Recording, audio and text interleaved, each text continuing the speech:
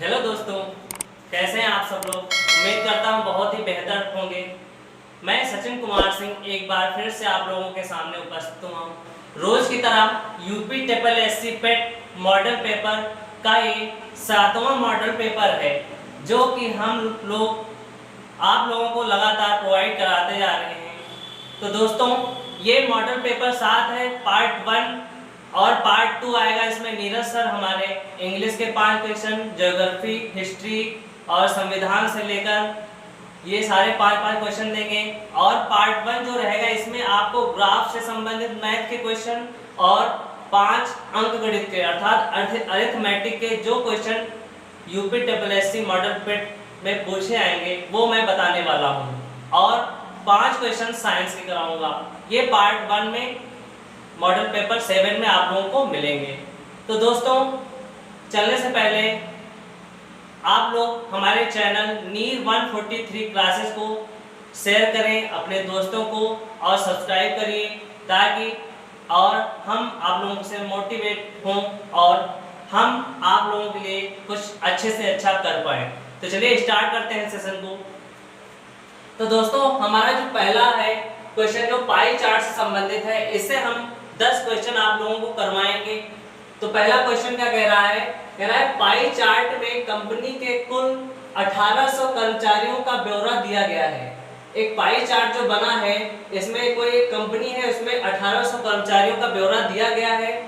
पुरुष और महिलाओं कर्मचारियों का अनुपात तालिका में दर्शाया गया है। ये तालिका है दोस्तों, जिसमें मेल और फीमेल का रेशियो दर्शाया गया है और अलग अलग विभाग हैं, जैसे कि उत्पादन, प्रोडक्शन इसमें है। 11 अनुपात 1 अर्थात पुरुष 11 है, महिला 1 है। एचआर का है 1:3, आईटी का है 5:4, विपणन का है 7:5 और लेखा का है 2:7। और इनका परसेंटेज दिया हुआ है, जैसे कि उत्पादन का है 28%, एचआर का 14%, आईटी का 23, विपणन का 18 और लेखा अकाउंटेंट का 17%। तो चलिए हम लोग पहला क्वेश्चन सॉल्व करते हैं। पहला क्वेश्चन क्या दिया हुआ है हमारा? पहला क्वेश्चन कह रहा है विपणन विभाग में कार्यरत पुरुषों की संख्या। विपणन जो विभाग है उसमें कार्यरत मेल अर्थात पुरुषों की संख्या पूछ रहा है हमसे क्वेश्चन। तो कैसे करेंगे? तो दोस्तों, कुल कर्मचारी हमारे कितने हैं? 1800 हैं। कितने हैं? 1800। कितने हैं दोस्तों? 1800। अब ये 1800 वैल्यू किसकी है? ये 100% की है, क्योंकि ये जो जितने हैं ये अलग अलग जो विभाग हैं इनको जोड़ करके हमारा कितना बढ़ेगा? 100% बनेगा। कितना बनेगा दोस्तों? 100%। अब 100% की अर्थात 100% की वैल्यू कितनी दी है? 1800 कर्मचारियों के बराबर। तो 1% की वैल्यू कैसे निकालेंगे? 2 जीरो इधर कटे, 2 जीरो इधर कटे, तो 1% की वैल्यू कितनी आ गई? आपकी 18 आ गई। क्या आ गई? 18 आ गई। अब हमको क्या निकालना है? विपणन विभाग में कार्यरत पुरुषों की संख्या। विपणन विभाग कौन सा है? ये, जिसका रेशियो कितना है? 7:5। विपणन बोले तो मार्केटिंग विभाग में का रेशियो कितना है? इसमें 7:5। इसमें किसका निकालना है दोस्तों? पुरुषों का अर्थात मेल का। तो मेल का हम लोग कैसे निकालेंगे? मेल के लिए कहेंगे मेल का रेशियो कितना है दोस्तों? मेल का है 7। तो 7 गुणे 1% की वैल्यू कितनी है? 18। कितनी? 18 है नहीं। अब क्या करोगे? अब विपणन विभाग में कितना है? 18% है ना। तो 7 और 5 कितना हुआ? 12। कितना हुआ? 12। और विपणन विभाग का रेशियो कितना है? 18 से मल्टीप्लाई कर देंगे। ठीक है, तो 6 दूनी 12, 6 दिया 18, 2 9 18। तो ये कितना हुआ? 7 त्रिक 21 गुणे 9। तो गुणा कर देंगे तो कितना आएगा? 9 एकम 9, 9 दूनी 18। तो कितने मेल कर्मचारी हैं? यही आपका आंसर होगा। क्या होगा? यही आपका आंसर होगा। तो मेल कर्मचारी विपणन विभाग में कितने हैं? 189 है नहीं। तो उम्मीद करता हूँ ये क्वेश्चन बहुत ही अच्छी तरीके से आप लोगों को समझ में आया होगा। तो चलिए हम लोग अपने अगले क्वेश्चन की ओर चलते हैं। चलिए दोस्तों, हमारा दूसरा क्वेश्चन है जो कि पाई चार्ट से संबंधित है। क्या कह रहा है? कह रहा है उत्पादन विभाग में कार्यरत पुरुषों की संख्या उस विभाग में कार्यरत कर्मचारियों की कुल संख्या का कितना प्रतिशत है। अर्थात उत्पादन विभाग कितना है। अब दोस्तों पहले हम 1% टोटल कर्मचारी कितने हैं? 1800। कितना है? 1800। 100% की वैल्यू है ये तो हमने आप लोगों को पहले बता चुके हैं। तो 1% की वैल्यू कितनी हो जाएगी दोस्तों? यहाँ से 1% की वैल्यू हो जाएगी आपके 18। इतना तो बताना नहीं तो पहले ही बता चुके हैं, ठीक है। अब क्या कह रहा है? उत्पादन विभाग में कार्यरत पुरुषों की संख्या। पहले हम लोग देख लेते हैं कि उत्पादन विभाग में कितने कर्मचारी काम कर रहे हैं। तो उत्पादन विभाग कहाँ है? ये है। कितना है? 28%। तो 1% की वैल्यू 18, तो 28% की कितनी हो जाएगी? 28% की आप कहोगे इसकी मल्टीप्लाई कर लेंगे तो 18 8 144 का 4 हासिल 14, 18 दूनी 36, 14 50। तो उत्पादन विभाग में कितने कर्मचारी काम कर रहे हैं?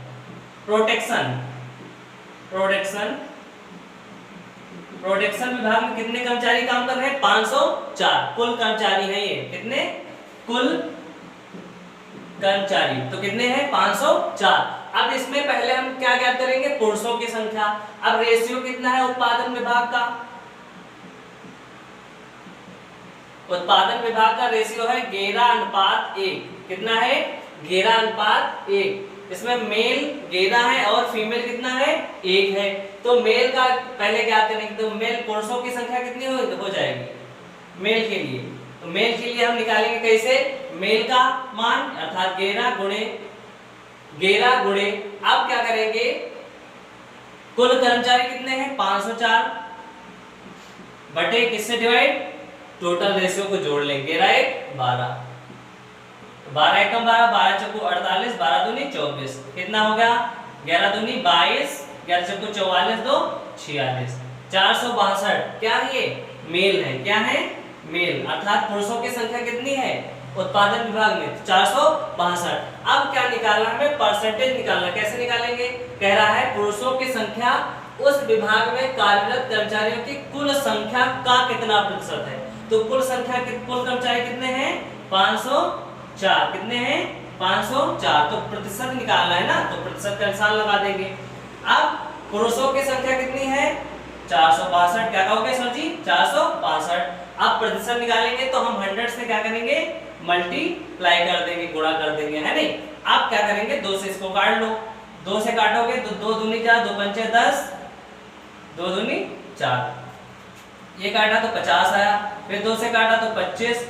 ये 2 एकम 2, 2 दूनी 4, 2 छंग 12। तो ये कितना हो गया? 462 इंटू 25 बटे 126। अब 2 से काटो। 2 से जब काटोगे तो 2 छंग 12, 2 तिया 6। इसको 2 से काटो, 2 दूनी 4, 2 तिया 6, 2 एकम 2। अब 63 है, ऊपर 231 9 से कट रहा है, 7 से 7 त्रिक 21, हाँ 7 से कट जाएगा। 7 9 63, 7 त्रिक 21, 7 त्रिक 21। 3 से काटो, 3 तिया 9, 11 तिया 33। तो 11 गुणे 25 बटे 3 गुणा कर देंगे तो कितना रहेगा? 25 एकम 25, 25 एकम 25, 2 27 बटे 3। इसको जब डिवाइड करेंगे तो कितना आ जाएगा दोस्तों? 3 एकम 3, 3 9 27, 3 एकम 3 और 3 छंग 18, 3 छंग 18। 91.66%। कितना है? 91.66% पुरुषों की संख्या है कुल कर्मचारियों की संख्या का किसमें? उत्पादन विभाग में। तो उम्मीद करता हूँ ये क्वेश्चन भी आप लोगों को बहुत बेहतरीन तरीके से समझ में आया होगा। चलिए अपने अगले क्वेश्चन की ओर चलते हैं। दोस्तों हमारा अगला क्वेश्चन क्या कह रहा है? कह रहा है लेखा विभाग में कार्यरत पुरुष कर्मचारियों की संख्या उस विभाग में कार्यरत कुल कर्मचारियों की संख्या से क्या करना है? रेशियो अर्थात अनुपात निकालना है हमको, ठीक है। तो हम लोग इसको बहुत बेहतरीन तरीके से लगाएंगे। कैसे लगाएंगे? अब दोस्तों 1% की वैल्यू कितनी थी? 18 आई थी ना, पिछले बार मैं बताया था, क्योंकि टोटल कर्मचारी कितने थे? 1800 थे और 100% की वैल्यू 1800, तो 1% की वैल्यू 18। डायरेक्ट मैंने लिख लिया। इसको और ले सॉल्व करते हैं। कैसे करेंगे? अब लेखा विभाग में लेखा का कितना है, लेखा का है रेशियो 2:7, 2:7, जिसमें मेल जो है 2 है और फीमेल कितनी है 7 है फीमेल का मान। ठीक है, अब लेखा विभाग में कुल कर्मचारी कितने हैं, लेखा विभाग का रेशियो कितना है 17, तो 1% का मान 18, तो 17% का मान कितना हो जाएगा दोस्तों, कितना हो जाएगा 17% का मान कितना हो जाएगा, गुणा कर देंगे 17 8 136 हासिल 13, 17 एकम 17 और 13 30, कितना हो गया टोटल कुल कर्मचारी कितने हो गए लेखा विभाग में 306। अब इसमें क्या निकालना है, पहले मेल पुरुष कर्मचारियों की संख्या से रेशियो निकालना है। तो मेल कितने हैं 2, कितने हैं और फीमेल 7, तो मेल के लिए कितना हो जाएगा, मेल के लिए निकालेंगे हम 2 इंटू टोटल कर्मचारी 306 बटे रेशियो का जोड़ 7 2 9 से डिवाइड कर देंगे, 9 एकम 9, 9 3 27, 9 चुको 36, तो कितना हुआ 34 गुना कितना होता 68, कितना हुआ 68, तो मेल कितने हो जाएंगे 68 हो जाएंगे, और रेशियो इनका निकालना है किससे, कुल कर्मचारी, कुल कितने हैं 306, तो रेशियो कितना हो जाएगा, रेशियो हो जाएगा 68 रेशियो 306। अब 2 से काटो, पहले 2 3 6, 2 चक्कू 8, 15 3 हो गया। अब ये कटेगा 17 9 153, 17 34, हाँ 17 दूनी 34, 17 9 153, 17 से कट जाएगा ना, तो 2:9 यानी 2:9 आ जाएगा।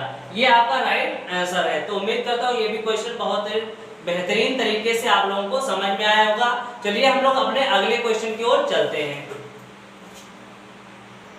दोस्तों हमारा अगला क्वेश्चन क्या कह रहा है, कह रहा है एचआर विभाग में कार्यरत महिलाओं की संख्या उस विभाग में कार्यरत कुल कर्मचारियों की संख्या से रेशियो। दोस्तों ये पिछले की तरह ही क्वेश्चन है, बट इसमें डाटा चेंज है और इसमें महिलाओं की संख्या से रेशियो पूछ रहा है।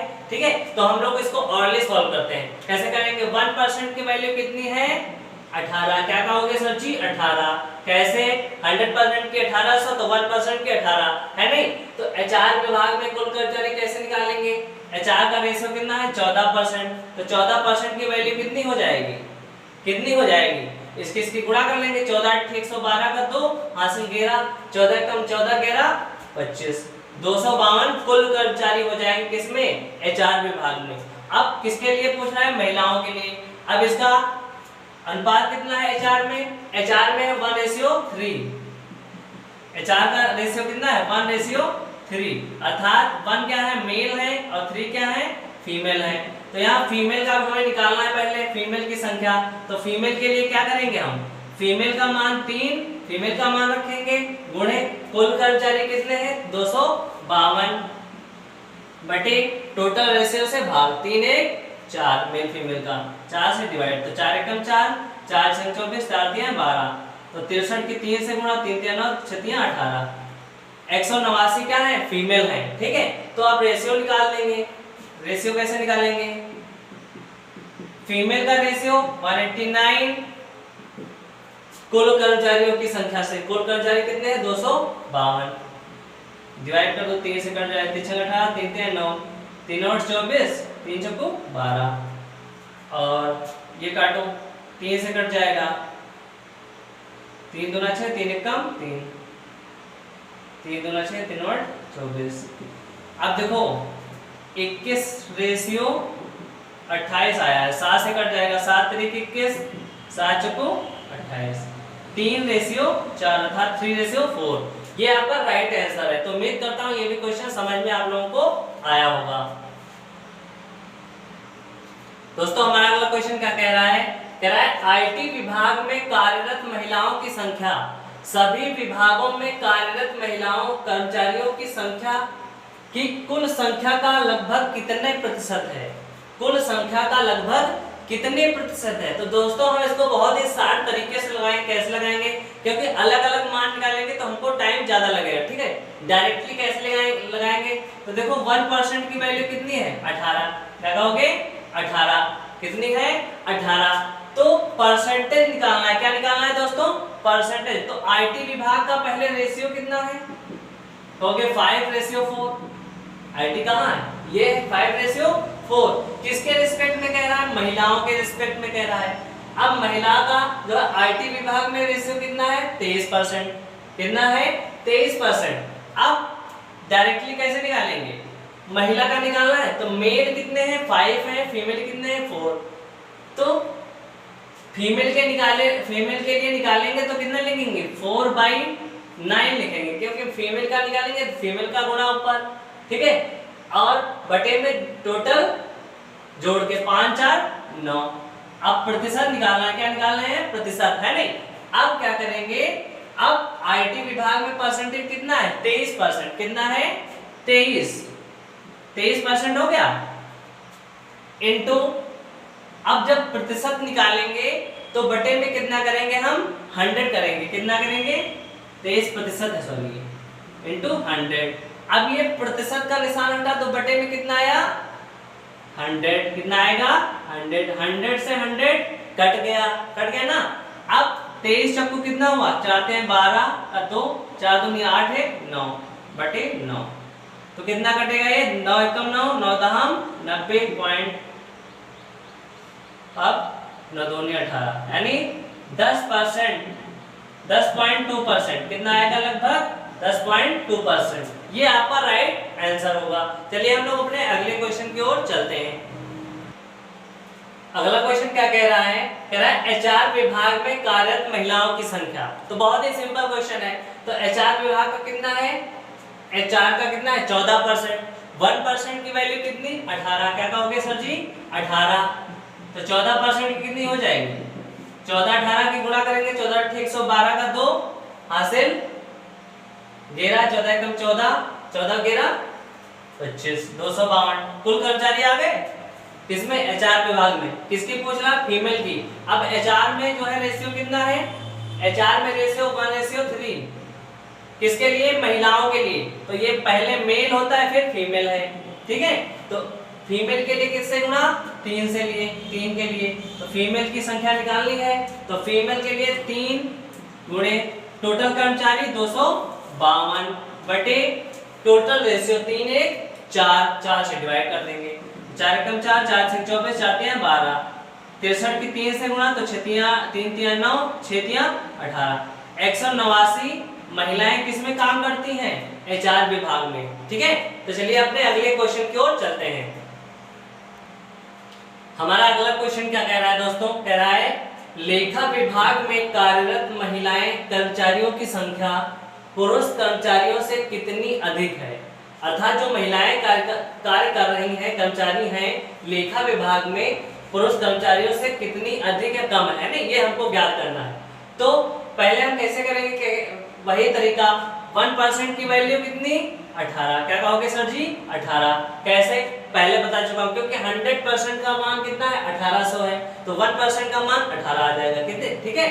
अब लेखा विभाग में पहले कर्मचारी कितने हैं, कर्मचारियों का कितना है 17% है। तो 1% की वैल्यू 18, तो 17% की वैल्यू कितनी आ जाएगी 17 8 136 का 6, 17 एकम 17 13 30, 306 टोटल कर्मचारी होंगे किसमें, लेखा विभाग में। अब क्या पूछ रहा है, महिला कर्मचारियों की संख्या पुरुष कर्मचारियों से कितनी अधिक है। तो लेखा विभाग में का रेशियो कितना है, कहोगे सर 2:7, ठीक है। अब अधिक की बात करें तो घटा के पता करेंगे, इसका डिफरेंस कितना है 5 का, कितना अधिक है 5। तो अधिक के लिए हम कैसे निकाले, कितना अंतर है 5, तो हम कितना रखेंगे, हम 5 मान रखेंगे, गुणे टोटल कर्मचारी कितने हैं 306 बटे क्या करेंगे टोटल रेशियो जोड़ के 7 और 2 9 से डिवाइड कर देंगे।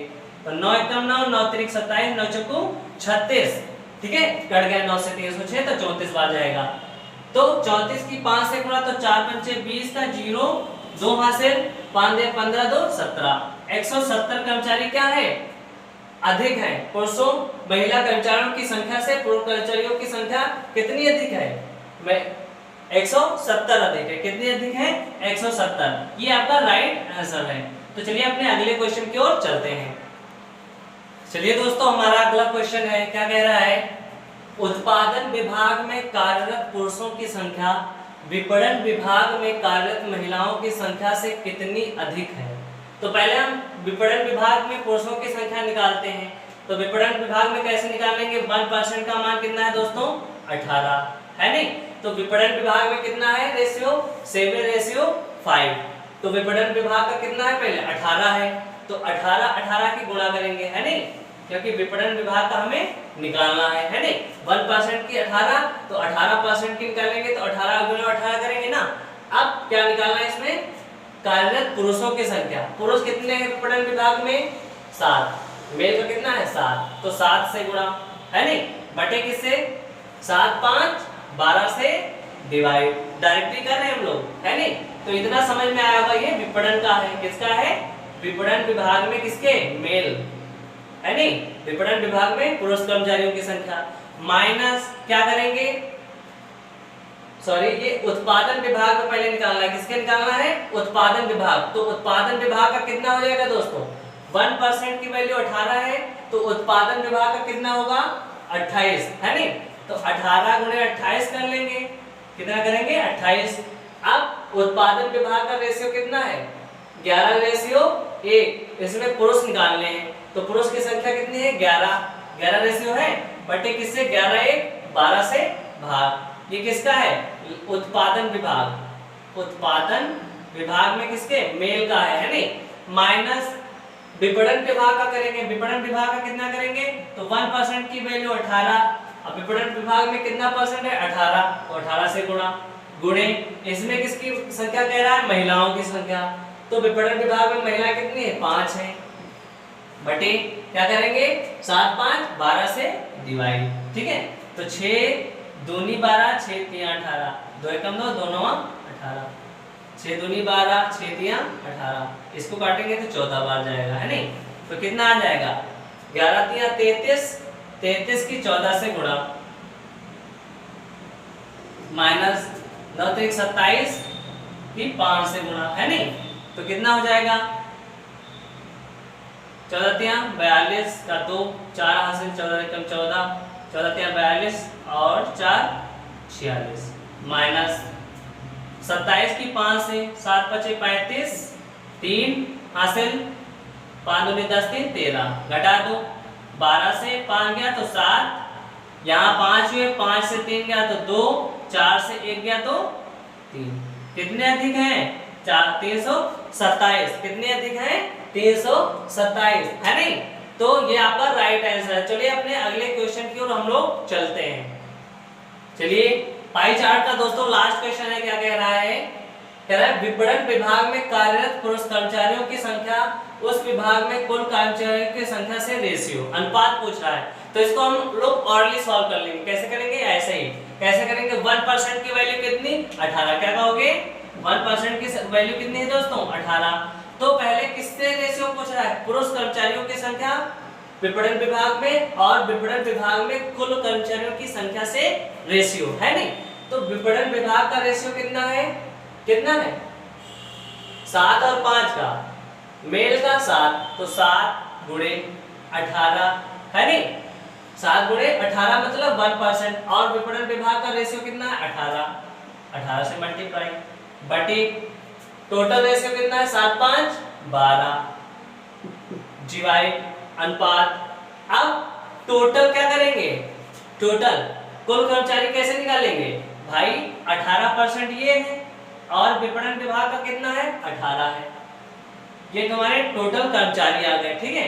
अब यहाँ से डिवाइड करो, 6 दूनी 12 6 3 18, 2 से डिवाइड करोगे तो 2 9 18, 9 एकम 9 9 दूनी 18 हो गया, 3 एकम 3 तिछन 18 है नहीं।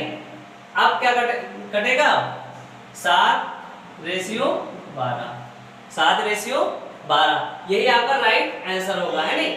तो उम्मीद करता हूँ आज का ये सेशन जो है ग्राफ वाला बहुत ही अच्छा लगा होगा आप लोगों को।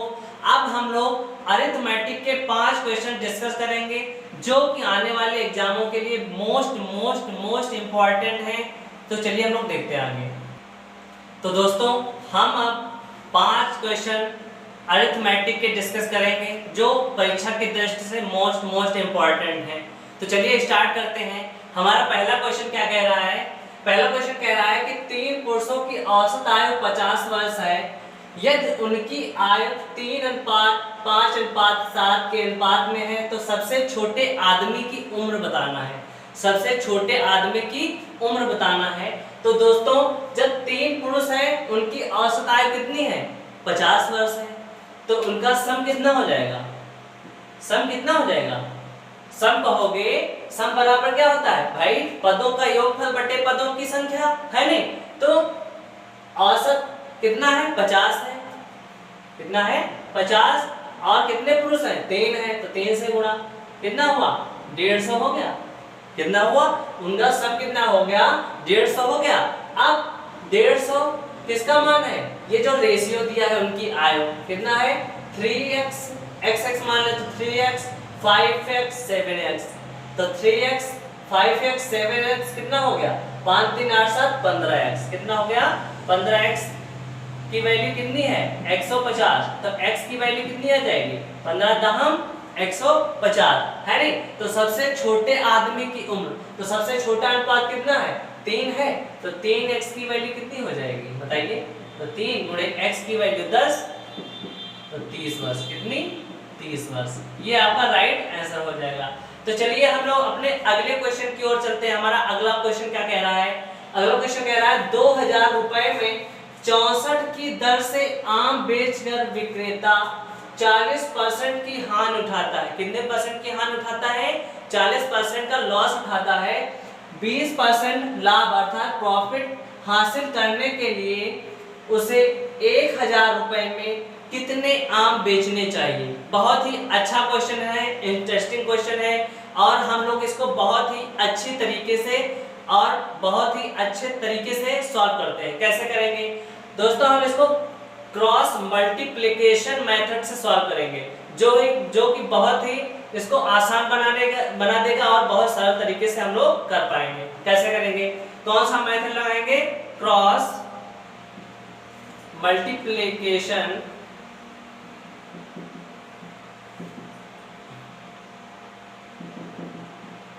मेथड। ये क्या होता है दोस्तों? देखिए कैसे लगाएंगे। कह रहा है 2000 रुपए में 64 की दर से, तो 2000 रुपए में 64 की दर से, तो 2000 रुपए में 64 की दर से, है नहीं? अर्थात 64 की दर से 2000 रुपए में, तो 1 की दर से कितना हो जाएगा? तो डिवाइड ही तो करेंगे। 2000 बटे कितना कर देंगे? 64, है नहीं? 1 की दर से बात करेंगे तो कितना हो जाएगा भाई? 2000 रुपए में 64 की दर से, तो 1 की दर से कितना हो जाएगा? 2000 बटे 64, 2000 बटे 64। अब इसका एसपी कितना है बताइए दोस्तों? एसपी कितना है? जब ये 2000 रुपए में 64 की दर से आम बेचता है तो 40% उसको लॉस होता है, अर्थात उसका सेलिंग प्राइस कितना होगा? कितना होगा दोस्तों? 100 से 40 माइनस करेंगे क्योंकि हानि कर रहा ना, तो वो चीज 60 रुपए में 60% में बेच रहा होगा। कितने परसेंट में बेच रहा होगा? उसका सेलिंग प्राइस कितना होगा? 60%। कितना होगा? 60%। अब क्या कह रहा है? 20% लाभ हासिल करने के लिए उसे 1000 रुपए में, कितने रुपए में? 1000 रुपए में कितने आम बेचने चाहिए? मान लो x आम बेचने चाहिए। कितने आम बेचने चाहिए? x आम बेचने चाहिए। और कितना परसेंट प्रॉफिट? 20%। 20% बोले तो 120 है। 20% प्रॉफिट चाहिए ना, तो 100 में 20 जोड़ देंगे तो 120% हो गया। अब क्रॉस मेथड कैसे करेंगे? इसको इससे गुणा, इसको इससे गुणा, ठीक है, बराबर। तो कैसे करेंगे देखिएगा। तो 2000 गुणे बटे 64 गुणे 120% बराबर, परसेंट क्या लिखेंगे? परसेंट से परसेंटेज कट ही जाएगा, है नहीं? तो 120 बराबर क्या हो जाएगा? 60 गुणे 1000 बटे x, है नहीं? अब क्या 3 1 4 0 इधर कटा तो 3 1 4 0 इधर कटा, है नहीं। अब क्या करेंगे, 2 से काटेंगे तो ये 32 रहा, कितना रहा 32। 4 से काटा 4 3 12, 4 32, तो 3/8 बराबर कितना रहा 6/x, है नहीं। तो 3 1 कम 3, 3 दूना 6, तो x की वैल्यू कितनी है, x की 1 से गुणा तो x बराबर 8 दूनी 16। 16 की दर से उसको बेचना चाहिए, दर से बेचने चाहिए, तब उसको कितने % लाभ होगा, 20% का प्रॉफिट होगा। तो उम्मीद करता हूँ ये क्वेश्चन बहुत ही बेहतरीन तरीके से आप लोगों को समझ में आएगा। दोस्तों यदि सेशन पसंद आ रहा है तो लाइक करें, शेयर करें और सब्सक्राइब करें, जिससे हमारा जो है मनोबल और बढ़े और हम आप लोगों के सामने अच्छे से अच्छे कंटेंट ला सकें। तो चलिए हम लोग अपने अगले क्वेश्चन की ओर चलते हैं। चलिए दोस्तों, हमारे अगले क्वेश्चन क्या कह रहे हैं, क्या है हमारा क्वेश्चन अगला, कह रहा है यदि 170 दिनों में 26 घोड़े या 20 बैल दुकान में चारा खाते हैं तो 10 घोड़े और 8 बैल किस समय चारे की मात्रा को समाप्त कर देंगे। कितने दिन में या किस समय चारे की मात्रा को समाप्त कर देंगे। ठीक है, तो इसको लगाते हैं, कैसे लगाएंगे दोस्तों। 170 दिन में कितने घोड़े हैं, 26 H मतलब हॉर्स लिख लेते हैं, ठीक है, बराबर या मतलब बराबर, उसके बराबर कितने हैं 170 दिनों में 20 बैल, बैल को क्या लिखते हैं B लिख लें, ठीक है। उसी मतलब चारे को खा सकते हैं, जितना चारा 170 दिन में 26 घोड़े खा सकते हैं उतना ही चारा 170 दिन में 20 बैल खा सकते हैं, ठीक है। अब यहाँ से हम लोग क्या करेंगे, घोड़े और बैल का रेशियो निकालेंगे। तो 170 से 170 कट गया, ठीक है। H/B आ जाएगा आपका, 2 से काटा तो 13, 2 से काटा तो 10, तो H/B आ जाएगा 10/13। कितना आएगा 10/13।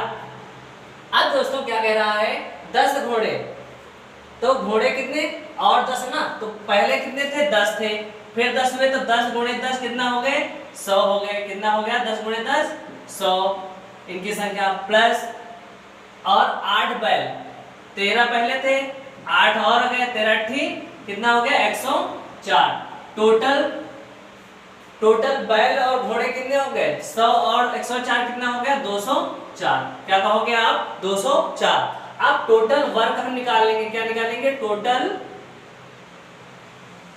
वर्क। कैसे निकालेंगे, चाहे इधर वाले में मान रख दो चाहे उधर वाले में मान रख दो। कैसे रखोगे, तो 170 बट इंटू 26। अब हॉर्स कितने हैं, कितने घोड़े थे 10, है नहीं, 10 से मल्टीप्लाई, ठीक है, बटे क्या करेंगे हम 204 से क्या करेंगे डिवाइड कर देंगे। तो 2 से काटा कितना हुआ 2 10 3, 102 आया, ये 5 17 दहम में 170 17 तो 34 17 का 17 50 17 छक्का 102, है नहीं।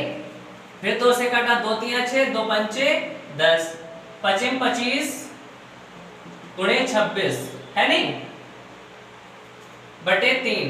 इसकी गुणा करेंगे तो 650 आ जाएगा। कितना आएगा 650 बटे 3। इसको डिवाइड कर देंगे तो दोस्तों कितना आएगा 3 एकम 3, 3 दूना 6, 3 एकम 3, 3 छंग 18, 3 छंग 18 था 216.67। एक बढ़ा के लिख देंगे, है नहीं। ये क्या आ गया दिनों में, इतने समय में जो है 8 बैल और 10 घोड़े और 8 बैल इतने दिनों में जो है चारे।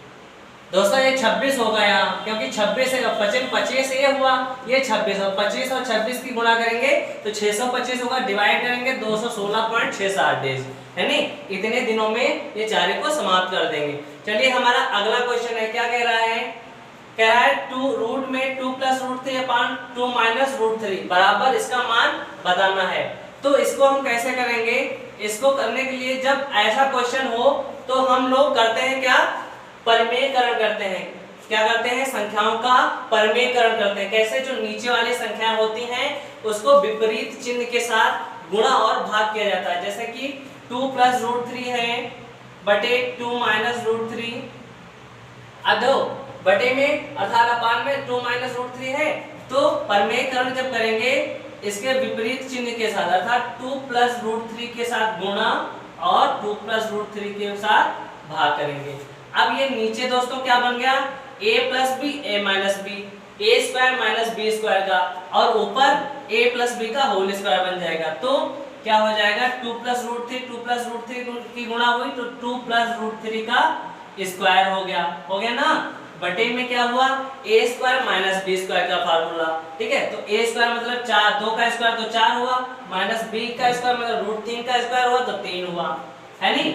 अब इसका जब रूट हटेगा तो ऊपर क्या बचेगा 2 प्लस रूट 3 खाली बचेगा, बटे में 4 से 3 गया तो 1, इसका 1 का मान तो बराबर कुछ नहीं होगा, तो 2 प्लस रूट 3 का मान कितना होता है दोस्तों, याद होना चाहिए 1.732, कितना होता है 1.732। ये चीजें बहुत काम आती हैं दोस्तों आगे, जब 2 प्लस 1.√3 तो में 2 प्लस कर देंगे तो 3.732 आंसर आपका राइट आ जाएगा। तो दोस्तों उम्मीद करता हूँ ये क्वेश्चन भी आप लोगों को बहुत ही बेहतरीन तरीके से समझ में आया होगा। चलिए दोस्तों हमारा इस सेशन का मैथ का लास्ट क्वेश्चन है, कह रहा है एक छात्र जो 20% अंक प्राप्त करता है वह 20 अंकों से असफल हो जाता है, लेकिन 36% अंक पाने वाले दूसरे छात्र को न्यूनतम उत्तीर्ण अंकों से 44 अंक अधिक मिलते हैं। अधिकतम अंक और उत्तीर्ण होने के लिए आवश्यक प्रतिशत ज्ञात करना है। तो दोस्तों ये बहुत ही इंटरेस्टिंग क्वेश्चन है, इसको बहुत ही अच्छे कंटेंट के साथ हम लोग सॉल्व करने वाले हैं। कैसे करेंगे, तो कह रहा है कि पहले 20% छात्र, एक छात्र है जो 20% अंक प्राप्त करता है, कितना प्राप्त करता है 20% अंक प्राप्त करता है, और वह 20 अंकों से क्या हो जाता है असफल हो जाता है। अब दोस्तों ये बताइए अगर जो उस छात्र को 20 अंक और मिल जाए अर्थात 20 अंक ये और इसमें जुड़ जाए तो वो छात्र पास हो जाएगा ना। तो ये हमारा क्या हो गया, ये पासिंग मार्क हो गया, और बराबर क्या कह रहा है लेकिन 36%, कितना परसेंट 36% अंक पाने वाले दूसरे छात्र को न्यूनतम उत्तीर्ण अंकों से अर्थात पास से ज्यादा 44 अंक अधिक मिलते हैं। अर्थात उससे हम 36% से 44 अंक घटा दें तो जो दूसरा छात्र है वो भी पासिंग मार्क के बराबर अंक पाएगा ना। तो हमारा ये क्या है, दोनों पासिंग मार्क है बराबर बराबर, है नहीं। अब यहाँ से हम निकालते हैं, अब 36 ये 20% उधर गया तो 36% से घट गया तो कितना बचा 16% बचा मान, 16% बराबर 20 उधर गए 44 में जुड़ गए तो 44 20 कितना हुआ 64, तो 1% की वैल्यू कितनी आ गई 4, 1% की वैल्यू कितनी आ गई दोस्तों 4। अब पूर्णांक कितना होता है 100%, तो 100% की वैल्यू कितनी हो जाएगी दोस्तों, 100% की वैल्यू हो जाएगी आप कहोगे 400, क्योंकि इधर 2 जीरो बढ़े तो इधर भी 2 जीरो बढ़ेंगे। तो ये क्या हो गए आपके अधिकतम अंक, कितने हो गए अधिकतम अंक, जो कि पहले क्वेश्चन का आंसर आ चुका है। अधिकतम अंक है नहीं, ये पूछ रहा ना, तो अधिकतम अंक कितने हैं 400। अब दूसरा क्वेश्चन में क्या कह रहा है, उत्तीर्ण होने के लिए आवश्यक प्रतिशत ज्ञात करो। तो उत्तीर्ण होने में पासिंग मार्क यही तो था हमारा एक तरफ या उधर एक तरफ मान लें, तो 20% ये थे प्लस ये 20 अंक। 20 अंक जो हैं इनको हम परसेंट में चेंज करेंगे तो 20 अंक की वैल्यू कितने के बराबर होगी 100% के बराबर। तो 20 अंक बराबर कितना 100%, तो 20 एकम 20, ये 20 पंचे 100, 5% अर्थात 20 अंक का मान कितना आ गया 5%। तो ये 20 अंक की जगह हम 5% लिख सकते हैं आराम से। तो ये 20% पहले से पाए थे और ये 20 अंक का मान कितना आ गया 5%, 5% और पा जाए तो ये पास हो जाएगा। तो इसका उत्तीर्णांक कितना होगा, उत्तीर्ण होने के लिए आवश्यक अंक 20 5 25%, कितना आ जाएगा मान 25%। ये आपका राइट आंसर है। तो उम्मीद करता हूं आज का सेशन मैथ का बहुत ही अच्छा लगा होगा। अब दोस्तों ये सेशन को शेयर करें, लाइक करें अपने दोस्तों को और ज्यादा से ज्यादा मात्रा में संख्या को बढ़ाएं। चलिए हम लोग अपने अब साइंस के क्वेश्चनों के बारे में डिस्कस करेंगे। है दोस्तों, अब हम लोग क्या करेंगे 5 साइंस के बेहतरीन क्वेश्चनों के बारे में डिस्कस करेंगे। दोस्तों हम क्वेश्चन के आंसर बल बताएंगे, बल्कि उससे जो ऑप्शन होंगे उससे भी रिलेटेड हम जो है आपको एक्स्ट्रा फैक्ट देंगे। तो चलिए हम लोग अपने क्वेश्चनों की ओर चलते हैं। हमारा पहला क्वेश्चन क्या कह रहा है? कह रहा है केशिकत्व अर्थात कैपिलरी ट्यूब जिसको बोलते हैं का उदाहरण नहीं है, का उदाहरण नहीं है। तो पहला क्वेश्चन, पहला ऑप्शन है ब्लैटिंग पेपर स्याही को शीघ्रता से सौंप लेता है। दूसरा ऑप्शन है लालटेन या लैंप में तेल केशिकत्व के कारण ही ऊपर चढ़ता है। सी ऑप्शन है कृत्रिम उपग्रह के अंदर भारहीनता की स्थिति जो है केशिकत्व के कारण ही होती है क्या? चौथा ऑप्शन है शेविंग ब्रश को जल से निकालने पर बाल आपस में चिपक जाते हैं। तो दोस्तों पहले हम जानेंगे कि केशिकत्व किसे कहते हैं। केशिकत्व किसे कहते हैं? तो केशिकत्व वह होता है कि केशिकत्व वह प्रक्रिया है कि केश नली में द्रव के ऊपर चढ़ने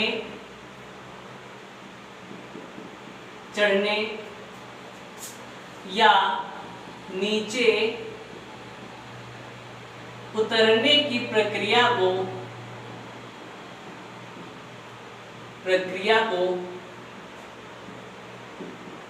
केशिकत्व कहते हैं, कैपिलरी कहते हैं। क्या कहते हैं? केशिकत्व कहते हैं। क्या है दोस्तों? तो केशिकत्व क्या मतलब क्या होता है? केश नली ऐसी नली जो केश के समान होता है, बाल के समान हो, और उसमें द्रव जो है द्रव के ऊपर चढ़ने तथा नीचे उतरने की प्रक्रिया को क्या कहते हैं? केशिकत्व कहते हैं। तो इसके उदाहरण निम्न है, जैसे कि पहला ऑप्शन है नहीं पूछ रहा है, जो नहीं है उस पर टिक लगाना है। तो पहला ऑप्शन है ब्लॉटिंग पेपर स्याही को शीघ्रता से सोख लेता है, बिल्कुल सही, ये केशिकत्व का उदाहरण है। लालटेन या लैंप में तेल के केशिकत्व के कारण ही ऊपर चढ़ता है, बिल्कुल सही दोस्तों। तीसरा ऑप्शन है कृत्रिम उपग्रह के अंदर भारीता की स्थिति उत्पन्न होती है, तो ये भी ऑप्शन बिल्कुल सही है, ये केशिकत्व के कारण ही होता है। और चौथा ऑप्शन है शेविंग ब्रश को जल से निकालने पर बाल आपस में चिपक जाते हैं, ये ऑप्शन गलत है। तो राइट आंसर क्या होगा? डी। ठीक है, अब ये किसके कारण होता है? तो दोस्तों ये पृष्ठ तनाव के कारण होता है। पृष्ठ तनाव के कारण ही शेविंग ब्रश को जल से निकालने पर जो इसमें बाल होते हैं आपस में चिपक जाते हैं। और इसके केशिकत्व के उदाहरण क्या होंगे?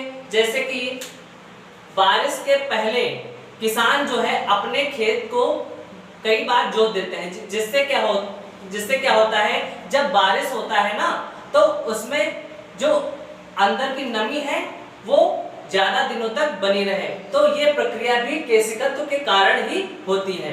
तो चलिए दोस्तों, इसका आंसर आपको उम्मीद करता हूँ बहुत ही अच्छी तरीके से समझ में आया होगा।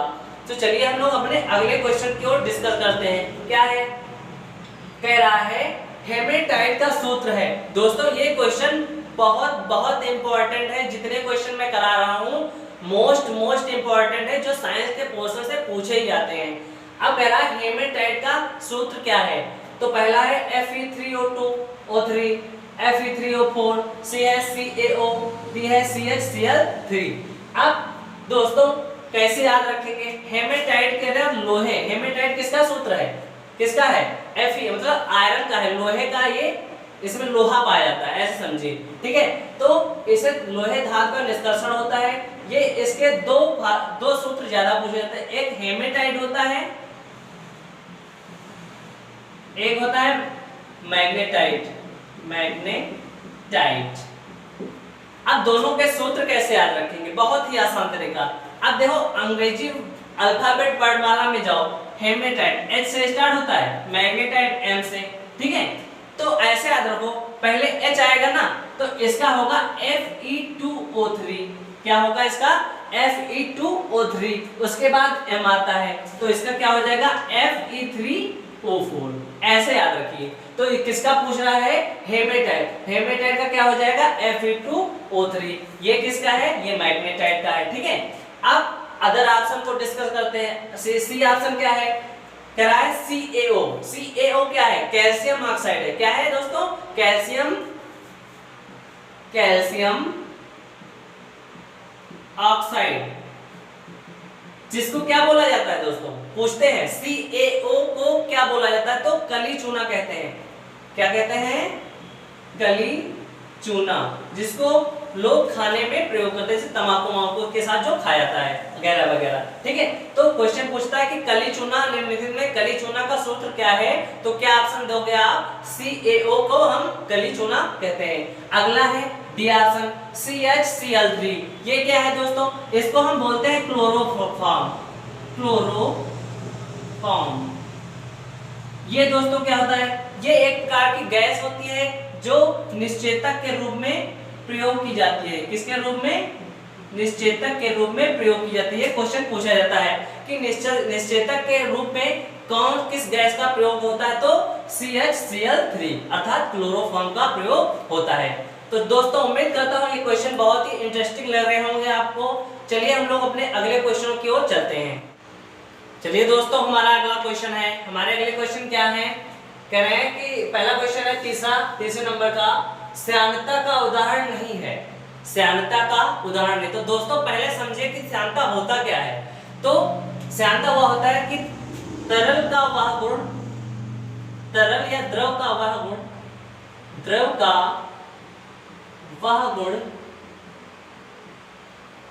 द्रव का वह गुण जिसके कारण, द्रव का वह गुण क्या लिखोगे, जिस द्रव का वह गुण जिसके कारण, जिसके कारण, जिसके कारण तरल के विभिन्न परतों के बीच, विभिन्न परतों के बीच लगने वाले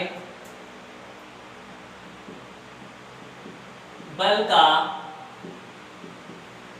विरोध करता है। क्या करता है, विरोध करता है।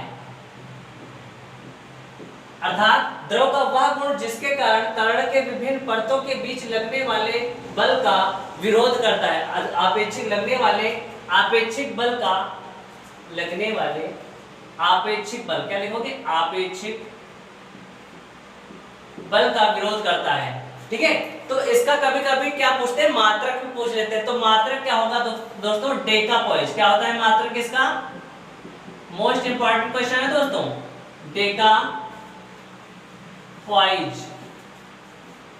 क्या होता है दोस्तों मात्रक इसका, डेकापॉइज है नहीं। अब और इसका दोस्तों दूसरा मात्रक होता है, दूसरा मात्रक क्या होता है, पास्कल या पास्कल सेकंड, पास्कल सेकंड भी दूसरा एक मात्रक होता है। ठीक है, तो श्यानता का उदाहरण नहीं है। तो पहला ऑप्शन है वायु की अपेक्षा जल में तेज नहीं दौड़ सकते, बिल्कुल सही है, श्यानता का उदाहरण ये नहीं पूछ रहा है।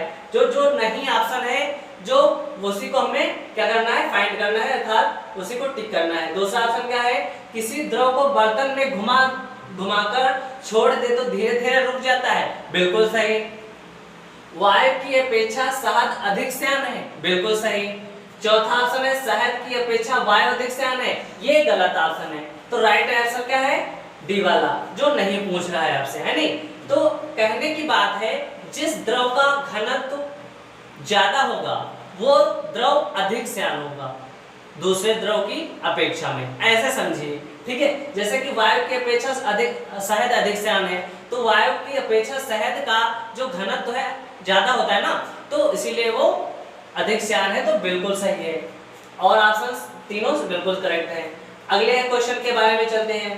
कह रहा है निम्नलिखित में रक्त के बारे में क्या सही नहीं है। दोस्तों नहीं इसलिए लाता हूं क्योंकि एक क्वेश्चन से आपके कई सारे क्वेश्चन तैयार हो जाते हैं। जैसे कि पहला क्या है, रक्त के बारे में पूछ रहा है। पहला है WBC। WBC मतलब व्हाइट ब्लड कॉर्पल्स, श्वेत रक्त कणिकाएं इनको बोलते हैं। उनका लाइफ पीरियड कह रहा है 3 से 4 दिन का होता है, बिल्कुल सही है। दूसरा प्लेटलेट अर्थात रक्त बिंबाणु, निर्माण प्लीहा मृत अस्थिमज्जा। अगला ऑप्शन है RBC, रेड ब्लड कॉर्पस अर्थात लाल रुधिर कणिकाएं जिसको बोलते हैं हिंदी में। इनका लाइफ पीरियड कितना होता है, 120 दिन का, बिल्कुल सही। हीमोग्लोबिन नामक प्रोटीन पाया जाता है RBC सेल्स में, बिल्कुल सही है। फिर प्लाज्मा प्लाज्मा का रंग पीला होता है, उसमें 90% जल पाया जाता है और 7% प्रोटीन पाया जाता है। तो दोस्तों एक क्वेश्चन से कितने क्वेश्चन, बहुत सारे क्वेश्चन आपके तैयार हो रहे हैं। तो इसमें राइट आंसर क्या होगा आपका? पहला ऑप्शन लाइफ पीरियड WBC का 3 से 4 दिन, बिल्कुल सही। सी ऑप्शन है life period RBC red blood corpus का 120 दिन और हीमोग्लोबिन नामक प्रोटीन पाया जाता है, बिल्कुल सही। डी ऑप्शन है प्लाज्मा का रंग पीला होता है, बिल्कुल सही। उसमें 90% जल पाया जाता है और 7% क्या पाई जाती है? प्रोटीन। दोस्तों जो बी ऑप्शन है ये आपका सही नहीं है, क्योंकि प्लेटलेट जो होता है, रक्त बिंबाणु जिसको बोलते हैं, उसका निर्माण किसमें होता है? अस्थिमज्जा अर्थात बोन मैरो में, और मृत्यु किसमें होती है? प्लीहा में। ये उल्टा लिखा है, तो ये चीज सही नहीं है। तो एक क्वेश्चन से आपके कितने क्वेश्चन तैयार हो गए? कई सारे, ठीक है। तो उम्मीद करता हूँ ये सेशन बहुत ही अच्छा लग रहा होगा। यदि लग रहा है तो सेशन को लाइक शेयर जरूर करें और सब्सक्राइब करें। तो चलिए हम लोग अपने अगले क्वेश्चन की ओर चलते हैं। चलिए दोस्तों, आज के सेशन के साइंस का लास्ट क्वेश्चन है जो कि मोस्ट इंपॉर्टेंट है। क्या कह रहा है क्वेश्चन? कह रहा है कोलाइड का प्रकार नहीं है। क्या कह रहा है? नहीं वाला छाड़ना है। तो पहला ऑप्शन है सोल, दूसरा है एरोसोल, तीसरा है पायस, चौथा है निलंबन। क्या है? निलंबन। तो दोस्तों पहला क्या है? सोल। सोल क्या होता है पहले ये समझिएगा। सोल वो होता है जब किसी ठोस के कण द्रव में परिक्षेपित हो जाते हैं। किसमें हो जाते हैं? द्रव में परिक्षेपित हो जाते हैं। तो क्या कहलाता है? ये प्रक्रिया सोल कहलाती है। जब किसी ठोस के कण द्रव में परिक्षेपित हो जाते हैं तो क्या कहलाती है? क्रिया सोल कहलाती है।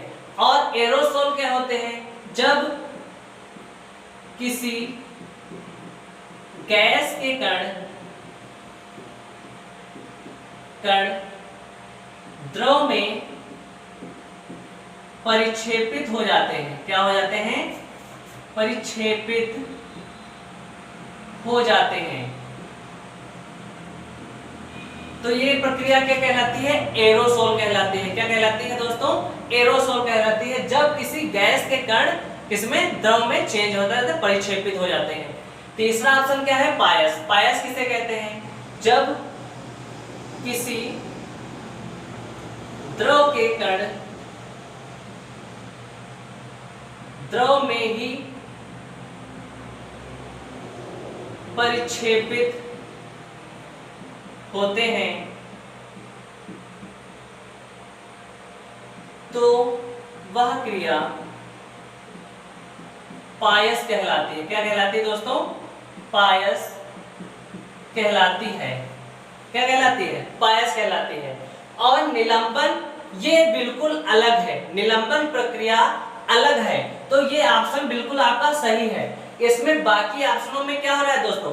क्या हो रहा है? जब किसी ठोस के कण द्रव में परिक्षेपित होते हैं तो सोल कहलाते हैं। क्वेश्चन पूछा जाता है सोल किसे कहते हैं? तो किसी द्रव के कण, ठोस द्रव के कण द्रव में परिवर्तित हो जाते हैं तो सोल कहलाती है। और जब एरोसोल किसे कहते हैं? जब किसी गैस के कण द्रव में परिक्षेपित हो जाते हैं तो एरोसोल वो प्रक्रिया कहलाती है। और पायस किसे कहते हैं? जब किसी द्रव के कण द्रव में ही परिक्षेपित हो जाते हैं तो वह क्रिया पायस कहलाती है। निलंबन प्रक्रिया अलग हो गई। तो बाकी सारे ऑप्शनों में क्या हो रहा है? सब चेंज होकर के द्रव में ही आ रहे हैं, ठीक है। तो वो कोलाइड का प्रकार है, बल्कि निलंबन जो है कोलाइड का प्रकार नहीं है।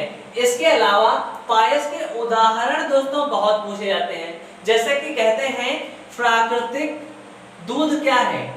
दूध क्या है? तो दूध एक प्राकृतिक पायस है। प्राकृतिक क्या है? पायस का उदाहरण है। दूध क्या है दोस्तों? एक प्राकृतिक पायस का उदाहरण है। दोस्तों ये क्वेश्चन बहुत ही पूछा जाता है। और कृत्रिम पायस की बात करें तो एक पेंट जो होता है, पेंट जो है ये कृत्रिम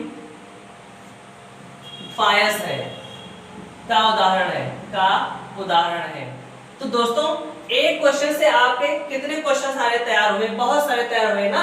दूध प्राकृतिक पायस का उदाहरण है और पेंट कृत्रिम पायस का उदाहरण है। तो दोस्तों उम्मीद करता हूं आज का सेशन आप लोगों को बहुत ही अच्छा और बहुत ही बेस्ट कंटेंट के साथ आपको समझ में आया होगा। यदि समझ में आया है तो सेशन को लाइक, शेयर और सब्सक्राइब करना बिल्कुल मत भूलिएगा। आज के लिए इतना ही। Thank you so much.